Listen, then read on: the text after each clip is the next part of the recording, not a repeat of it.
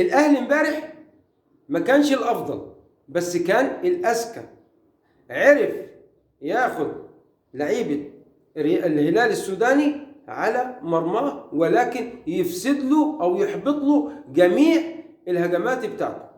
وتاكد ما دام فريق بتحبط له جميع الهجمات بتاعته، تاكد انك انت هتجيك فرصه هتستغلها بجول. وهو ده اللي حصل من مارسيل كولر المباراه اللي فاتت.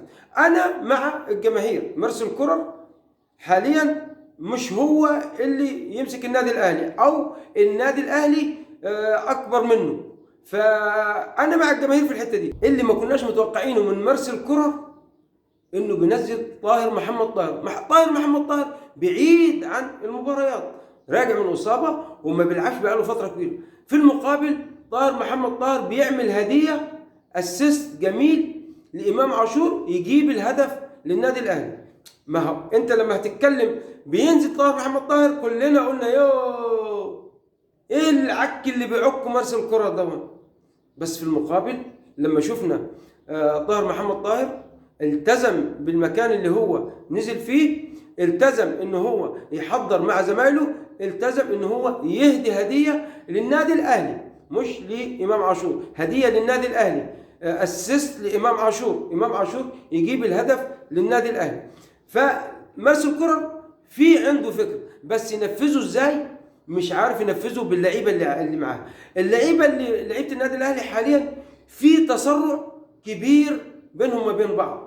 الولاد تحسهم مش فاهمين بعض. يعني مثلا بيجي يلعب الكره لزميله، زميله بيكون جرى من المكان اللي هو فيه، يا اما زميله بيكون واقف في المكان هو بيديها له قدام، زميله بيكون واقف ما تحركش الكوره. في شتات ذهني بين اللعيبه ما بين بعض. اللعيبه لازم تتدرب كتير مع بعض، لازم اللعيبه الاسيستات تتدرب ازاي الاسيست يتعمل، اللعيبه تتدرب ازاي ما اقعش في مصيده التسلل، لاني كاس العالم للانديه غير خالص العك اللي احنا فيه ده، سواء عك الدوري سواء عك ابطال افريقيا. لا ده بالنسبه لابطال افريقيا وبالنسبه للدوري المصري لا ده عك ده. انما كاس العالم للانديه يكون في لعب، يكون في كوره. يعني هتقع في مصيده التسلل، هتقع في مصيده التسلل. لازم يكون في تدريب ازاي ما اقعش على مصيده التسلل، لازم يكون في تدريب ما يكونش في شتات ذهني. انا شايف الدنيا فين فاضيه، يبقى انا عارف هشوطها لزميلي فين، وزميلي عارف هروح للكرة فين. ما ينفعش ان انا زميلي يجري واديله الكرة مكان هو واقف. ما ينفعش ان زميلي يقف مكانه وانا اديله الكرة قدامه.